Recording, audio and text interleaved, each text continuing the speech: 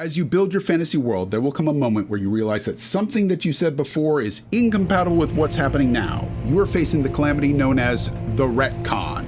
It happens to every world builder. Even Tolkien had to change The Hobbit after the release of Lord of the Rings. Fans are bothered by retcons in comic books, movies, video games, and yes, tabletop RPGs. Most go unnoticed. A few are applauded. Many are reviled. As Dungeon Masters, when and why would we retcon something? Hi, I'm James, and on this channel I talk about the things that I think about, plan, and plot for my tabletop role-playing games. If you like that kind of content, then there's buttons down there for a like and subscribe. Today I'm thinking that most insidious of world builder poisons, retroactive continuity. A retcon is when new information is introduced into the story that changes what happened before it. From a certain point of view, Darth Vader introducing himself as Luke's father is a retcon. We have to have Obi-Wan show up in Return of the Jedi to explain the contradiction between A New Hope, which the naming of the movie itself was a retcon, and Empire Strikes Back. But it doesn't feel bad. Most people like it. It is often lauded as one of the best reveals in cinematic history. Even though it is a retcon, it is delivered as a cliffhanger. Vader tells Luke at the end of the second movie, and we're promised that we'll eventually get an answer and we'll understand in the third movie. Whereas this... Somehow Palpatine returned. Is almost universally reviled as a retcon, even though we never saw the Emperor's body, and body-snatching, cloning Sith sound like a thing that would happen in the Star Wars universe, and the explanation was given within a very short time limit of the new revelation, but it changes something that we had taken for a very long time to be true. But we're not writers that are treading on nostalgia and short on ideas. We're dungeon masters, and we have a different relationship to the story. We as dungeon masters establish a world, a setting, and then we set the players loose in it. And those players' choices and their consequences are what come together to then make a story. And there are many reasons that can just suddenly fall apart. And sometimes that is because the players have made choices and they would like very much to take those back. Players are engines of creation and destruction. They breathe life into our worlds. And occasionally they will make a choice that they regret. They may misread a spell and you have to go back a few rounds, or they may forget that they had an ability that would have allowed them to open that door 5 rounds ago, or they hate the class that they've been playing since the beginning of the campaign and they would really like to change it. Each situation, each table is going to be different. There are a couple things that I consider when I'm thinking about whether I want to allow this retcon. How much of an impact has the choice had on the story? How much time would it take to rewind to before the choice? How much does the table care about their choices having weight? For me, time is less of a concern than game impact. If it's been a few months since you made a choice, and both you and I can agree that it has not seen any meaningful use in the campaign, negotiating with the Queen or slaying the dragon, then those events would have played out the same if you had never picked it. Go ahead and change it. As thou desire. If you made that choice 5 minutes ago and used it to bypass an encounter, save a player, kill the Queen, charm the dragon, then the world is now different because of a choice that you made. Maybe you could have solved it without those abilities or spells or whatever, but we'll never know that. Even if I was to reverse time to the moment before the decision, we can't remove your knowledge of those events from your brain. So I'm sorry, no. I do want my players to do cool things in the game, and I want them to care about the world as a character. And one of the ways that you get them to do that is to get them to understand that their characters' choices have consequences in the world. And sometimes that sucks, because losing sucks. And if they're frustrated with an encounter, they're not going to be thinking the moment that whatever ability that they did pick solved 5 encounters before that as a cakewalk. All they're going to be thinking about is the one encounter that they're frustrated with right now. And if your game is just pizza and good times standing on the top of Helm's Deep, killing 100 orcs or something, then maybe it's okay that they just change any ability at any time. But if you want it to be a story about the choices that these characters make shaping their destiny and that of the world, then maybe their choices do have to stand. But keep in mind that the less grace that you give to the players, the less grace that you're going to get in return. As Dungeon Masters, we're already held to a higher standard because we are in control of the flow of the information from the world into the players. We control what is true and what is believed, what is canon and what is lore. Truth in the language of fictional world building is canon. This is the way the world works. This is what happened. The characters in the world are often not aware of the canon, but we as viewers, readers, and players are usually aware of at least some of it. You can add to it, you can often reframe it, you can leave holes in it, as long as we can trust that the eventual answer will not contradict already established canon that is functionally different than lore. Lore is what we theorize, what we believe might be true. And in games, the player and the character often share the same state here. Watch any of my videos and you know how much I love that. The players have some knowledge, but not all of it is fact, and they have to fill in the gaps with what they suspect to be the case. Whereas the Dungeon Master has more canon. We know what the case is of the world and what exactly the monsters or enemies are doing right now. But we don't know all of the canon because it's not established yet. Even in a published campaign, you cannot be 100% sure what is going to happen. Curse of Strahd is obviously about facing Strahd, and your Taroka reading says that they will face him in the crypts. But will the players survive that long? Will the players flee the crypt when Strahd punches the monk up 2 floors and turns him into a milkshake? Will Arena survive? What happens if one of the players makes a pact with one of the dark powers to usurp Strahd? If you already know all the answers to those questions, then you have either played the campaign before or you are railroading your players. The train may take the scenic route instead of the direct route, but to some extent, it always was going to end where you had already dictated it ending. I know there's some players and tables out there that want at least that commitment. They signed up to play Curse of Strahd. They want to fight Strahd. And if you and your players are happy on that level of railroading, then by all means, go ahead and have fun. I have played at those tables where players really just want Dungeon Master dictating dungeon, dungeon, dungeon, dungeon all the way through. They really did not care except that they had fun killing monsters, getting loot, and leveling up. Personally, as a player, I don't particularly enjoy those kind of games, and as Dungeon Masters, I don't have as much fun running those kind of games. In a more open game, the Dungeon Master may have some suspicions about what's going to happen, but they don't know it. I suspect that Manatra, the demon that my players met in their 3rd session, may end up being the BBEG of this 5-year-long campaign. But I don't know that. What if they come out of this dungeon and immediately try to summon her? Yeah, I mean, that would summon her, but why would you want to? That phylactery is not strong enough to hold her. You'd have to reinforce it with something. Yeah, I guess that would work, but who's casting the spell to?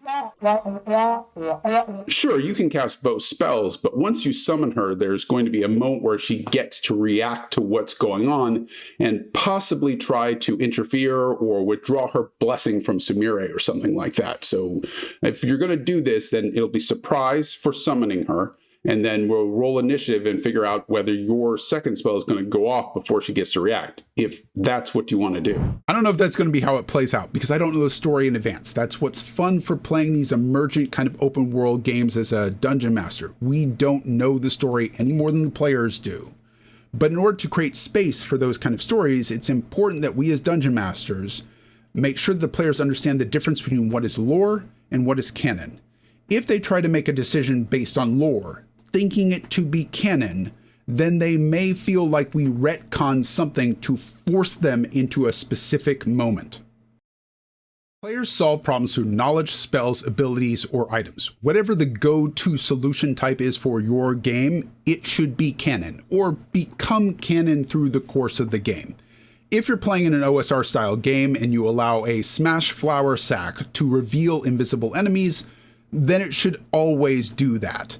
You can have an invisible enemy enter the room after the flower sack has been smashed, but if you have them enter the turn after it's been smashed, then the players are within their rights to point out that it takes longer than 6 seconds for a flower to settle in a room. In a more magical-based system, like Dungeons & Dragons or Pathfinder or Dragonheart or any of these games, then you're going to need to figure out whether magic is lore or canon, soft magic or hard magic. Recover MacGuffin, take MacGuffin to right place at right time, and defeat evil. It is a great reason to just run an adventure, and in this case, magic can remain lore. It is not important to know why the thing will do what it does, only that it will solve the problem. For those unfamiliar with the term, a MacGuffin is an object in a story introduced to kick off the plot that doesn't really feature in the story other than as an item to go and be gotten. Think of anything that Indiana Jones is trying to recover in any of the movies ever. The canon in this case is just the knowledge. If we can find the thing that we need and take it to the place we're supposed to go, we can stop the thing that we don't understand. If instead the players are going to use magic to solve their problems, to come up with their own solutions, then that magic system needs to be able to come canon for the players. They need to understand how it works, and you better understand how it works. If the players come up with a different solution than the one that you had anticipated, and your canon says that it should work, you better be prepared to support them.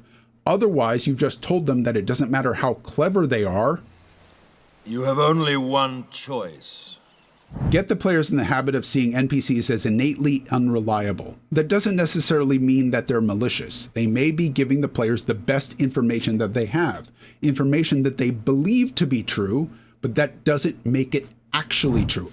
There's a big difference between mostly dead and all dead. And depending on the NPC that the players are talking to, they may be able to rely on it to a greater or lesser degree. If you're talking to Elminster about Mr. Nor, then you're probably pretty close to getting canon. But if you're asking the goat herder out in Shadowdale about Mr. Nor, he may have a lot to say, but it's probably mostly lore. This is what insight checks are for. Allow the players to make an insight check on the NPC to determine whether the character is telling them something that they believe to be true, or is actually something that can be trusted. And yes, you can tell the difference. People that talk about beliefs usually talk them in absolutes with unexamined confidence. It is known. It is known.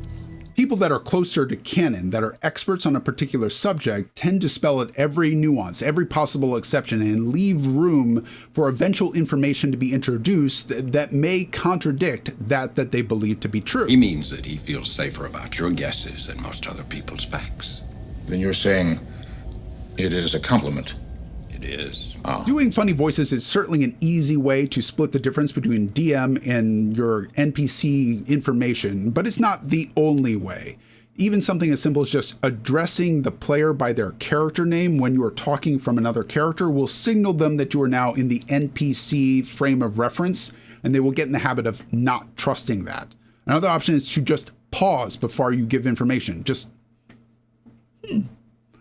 And the players will naturally know that that means that you are carefully considering what information you want to deliver, and they will know that something is being held back, and then they won't trust that information 100%. Other times there are going to be moments that you want to use the DM voice. It's just you talking to them, but maybe you need to deliver canon from Dungeon Master to player, and then, of course, use the player's name so that they know that this is now the omniscient narrator that is giving information over. Something like the players rolling a knowledge check on who the last emperor of Erd was. You let them roll that knowledge check, and if they succeeded, they now get to know the canon. That doesn't mean you have to give them everything. They asked who the last emperor was, not when he died. If you're using a pre-established campaign setting, something like Exandria, Orden, Forgotten Realms, Dragonlance, something like these, then you need to be very careful to explain to your players what is lore and what is canon. These box sets are really for two groups of people.